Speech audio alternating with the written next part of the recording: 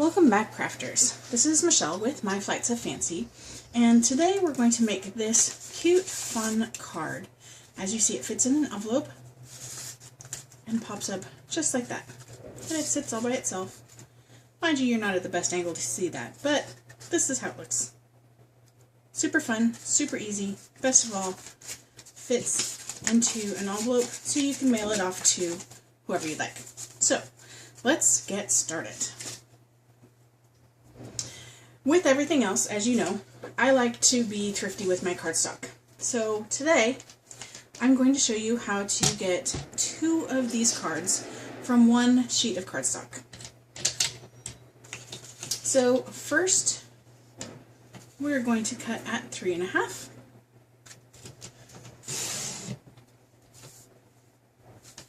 Then we are going to set this aside here.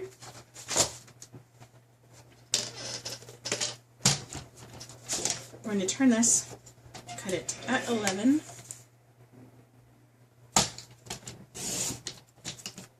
I have an 8.5 by 11 sheet of cardstock. We're going to cut this one at 4.25, just like you would if you're going to do 2 top fold cards. So that's the base of 2 cards. And then we're going to take this piece and we are going to cut it down to 2 3/4.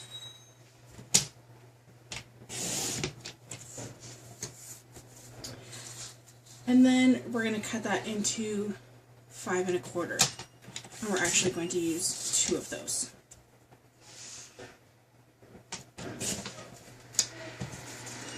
And those are the pop-up parts for your card. So, now you have 2 cards ready to go. Well, ready to get started. This is the entirety of the scrap that you will have for this, and you can easily use this to embellish your card or use it for another thing, or if you don't keep scraps that small, toss them. Okay, in the past, I told you I love this Martha Stewart scoreboard. It is incredibly handy, and so I use it quite frequently. Today, we are going to use it again. Now, lots of scoring on here, super simple. We're going to score at 1, 2 3/4, 3 3/4, 5.5. That's the middle right there. 7 1/4, 8 1/4, and 10. And that's the scoring we're going to do today. That's all of the scoring we're going to do today. We're not going to do the other card because you can just watch this again.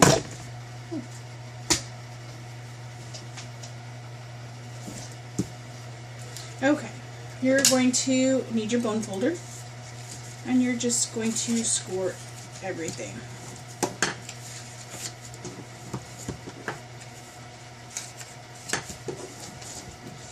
Just quick, give everything a quick score.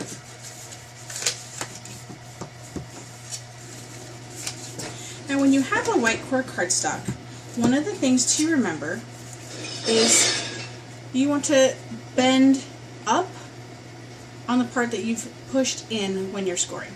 So you can see this one's indented. If I turn it over, it's raised up a little bit.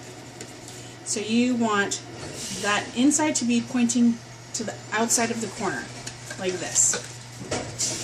If you fold it the other way, you can't see it probably very well on the white cardstock, but you can see that it'll break away, and if you're using a different color, you'll be able to see the white cardstock show through, and it doesn't look quite as nice.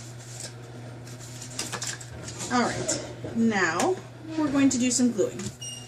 So these are the pieces that we're going to use over here. And I'll put all the sizes for these up on my blog when I post the photos. And so what you're going to do is you are just going to decide which side of the paper you're going to have show. So we're going to make it just like the other card. And we're going to have the green showing for the bottom part and the flowers showing for the part that sticks out. So we're going to add some glue.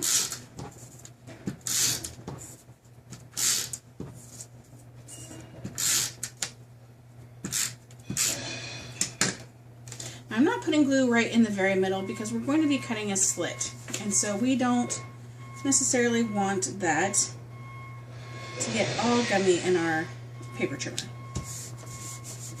So we're just going to glue that on just like that. These are going to go on either side of that big piece.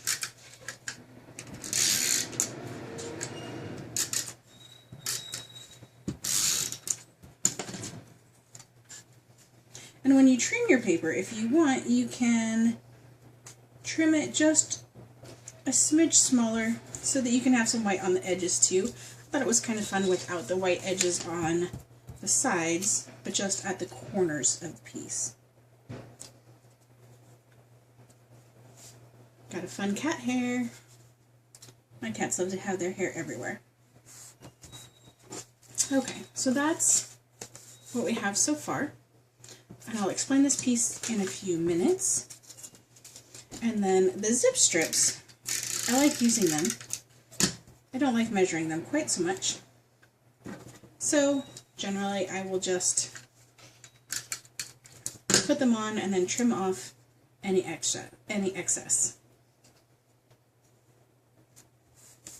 So right in the middle, use my non-stick scissors, cut that off, and voila. Okay, now we're going to bring our paper trimmer back because we need to cut a slit in this so that this can pop up through. You can do it with your scissors, you can do it with a craft blade, whatever is easiest for you. I did try the craft blade and I found that this was actually a little bit easier for me. And this is how I did it. I lined up, and you're probably not going to be able to see this, and I apologize. So the score line, I lined up just right here on the edge of the clear and the gray on my paper trimmer. And then I lined up this edge of my trimmer with this edge of my paper, or pretty closely anyway. Push down, trim all the way down. Again, this edge lined up with this edge, and bring it up. Now we're going to line up the score with the other side, right here. So we did this one the first time, we're going to do this one the second time. And it's not an exact science. You can, pick and choose wherever you like. Doesn't have to be a huge slit.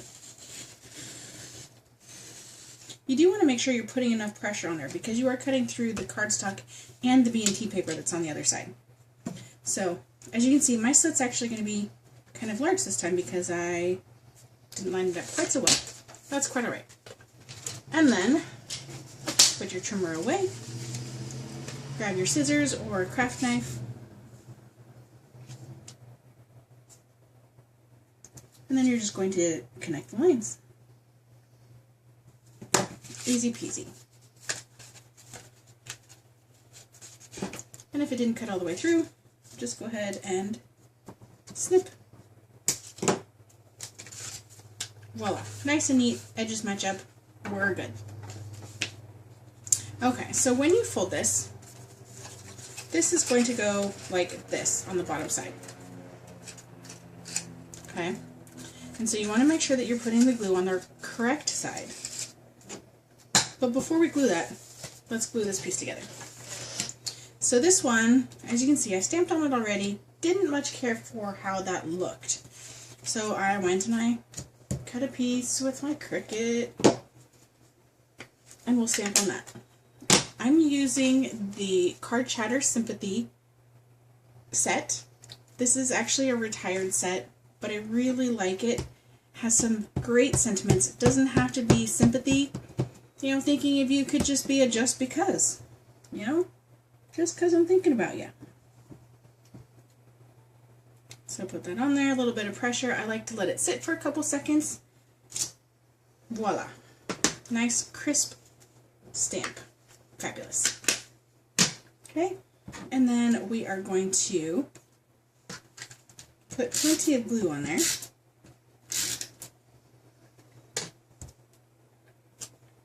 Now, one of the things I've learned the hard way is if you are freshly stamping and then directly gluing, before we do that, we need this space. You want to give it a chance to dry. If you're not going to give it a chance to dry, you are going to want to flip it over when you press it. So, let's glue this on here.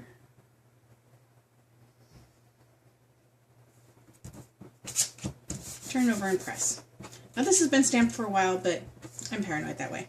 There's a little bit of glue down here because I started gluing on the wrong piece because I was talking and not paying attention. That's okay because this is actually going to be with some other glue. So we're good on there. Alright, so get this lined up on here.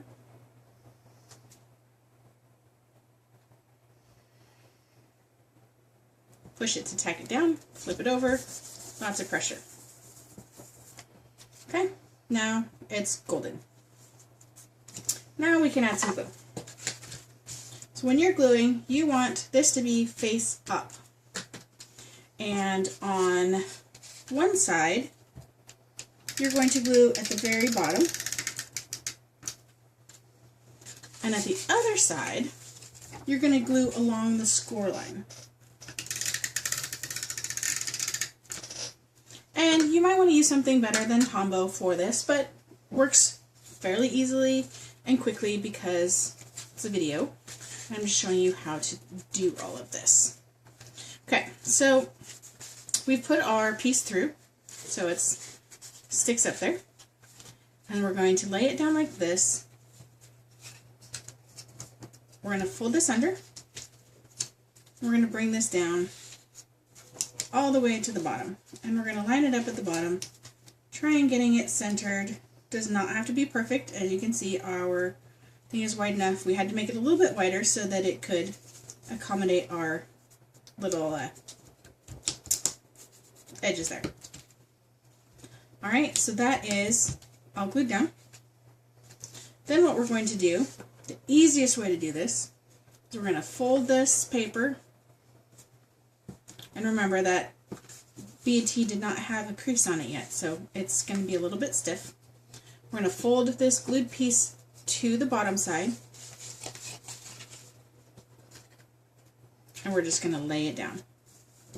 Lines up perfectly. And that's how it comes out of your envelope. Okay, so now we're going to add some stuff to it. So this piece, remember this piece? This piece is not on the very first one because I decided I wanted to add it later. And I didn't want to have to cut into another piece of paper just for this piece. So I didn't. So what we're going to do is we're going to keep with the green theme. And we're going to glue this right here. And you're thinking maybe to yourself, but that's going to be the bottom of the card. And you're right, it is going to be the bottom of the card. It is going to sit just like that. However, when you pull it out of the envelope, it just makes it look a little bit nicer.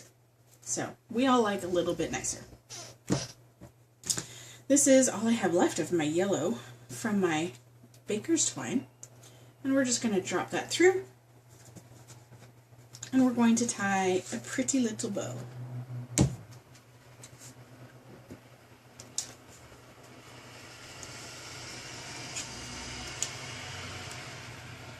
Everyone knows how to tie a bow, I would assume. And sometimes they look prettier than others. Some swear there's a secret, others swear there's no secret. That didn't work very well.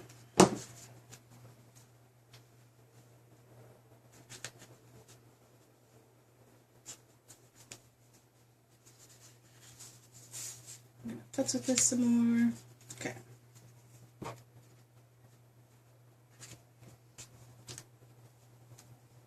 And the bow tying is almost always the longest part of the whole project. because you want your bow to be pretty.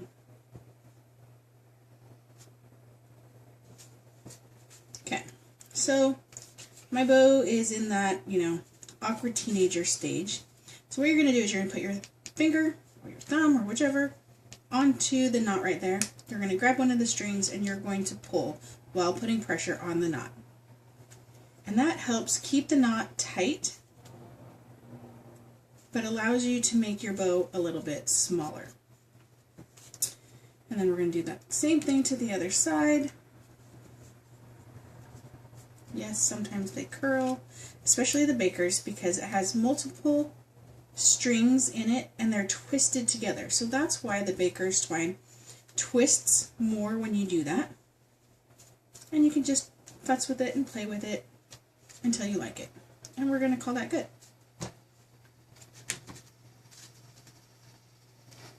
Going to trim off the excess. Now I pretty much have no more yellow. I'll probably throw that away.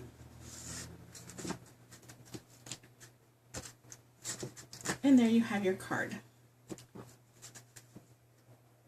Pretty simple. As you can see, there it is on the bottom. But it just makes it so much nicer when you take it out of the card. So if you'd like, you can add more embellishment. This is pretty basic. I didn't want to overdo anything. You have a spot on the back side here to write your message, or on the bottom if you really want it hidden. And there you go. There's an envelope. Easy peasy. I hope you have enjoyed this card today. Thank you so much for joining me to show you how to do that. I hope I've inspired you to be at least a little bit crafty. For more photos and the exact measurements of my pieces, please visit my blog, www.myflightsoffancy.com. Thanks again, and have a great day.